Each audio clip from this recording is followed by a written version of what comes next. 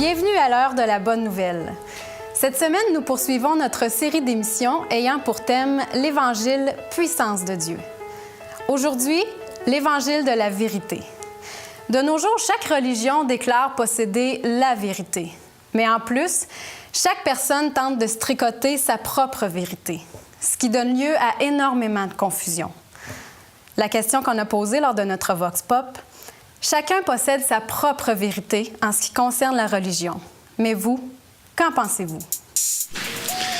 Oui, je pense pas qu'il y a de vérité absolue. Les gens devraient peut-être écouter un petit peu plus à l'intérieur d'eux-mêmes et voir ce qui a l'air d'être vrai en fonction de ce qu'ils ressentent.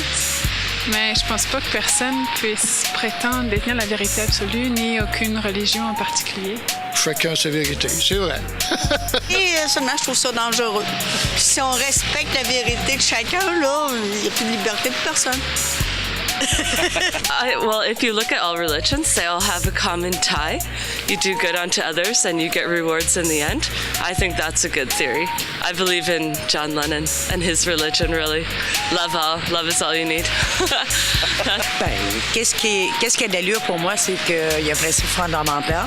S'ils reconnaissent une puissance supérieure, peu importe comment est-ce qu'elle s'appelle, pour moi, ça, je suis d'accord avec ça. Okay. Je pense qu'on peut aller chercher des éléments intéressants dans peut-être plusieurs religions, mais dire qu'une détient la vérité et que les autres sont dans le champ, ça marche pas. Bonjour François. Bonjour Valérie.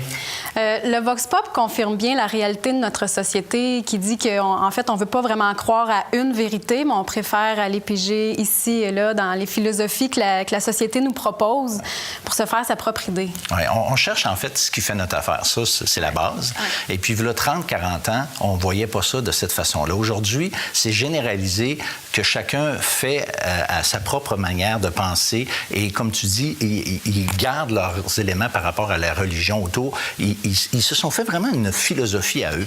Puis je vais donner un exemple parce que le relativisme, c'est quelque chose qui n'a pas de bon sens dans la vie courante. Par exemple, tu arrives dans une gare d'autobus et puis là, tu veux aller, par exemple, je sais pas, à Chicoutimi et puis tu es à Québec. Et puis, il y a plein de gares, il y a plein d'autobus, puis tu sais pas laquelle prendre. Et puis, il y a quelqu'un qui dit, écoute, de toute façon, c'est relatif ton choix. Fais ce que tu penses, sois sincère et puis tu vas te rendre éventuellement à destination. Et dans le monde physique, une réponse comme ça, elle serait rejetée du revers de la main, c'est sûr. Mais quand on transpose ça dans le monde spirituel, on accepte ça. Mais ça n'a pas de bon sens et on ne peut pas se permettre d'avoir une opinion relative fondée sur on ne sait pas quoi et finalement, on base notre éternité sur une opinion comme ça. Fait que Jean-Pierre, aujourd'hui, va nous répondre à cette question-là en relation avec la vérité. Et ça, c'est fondamental.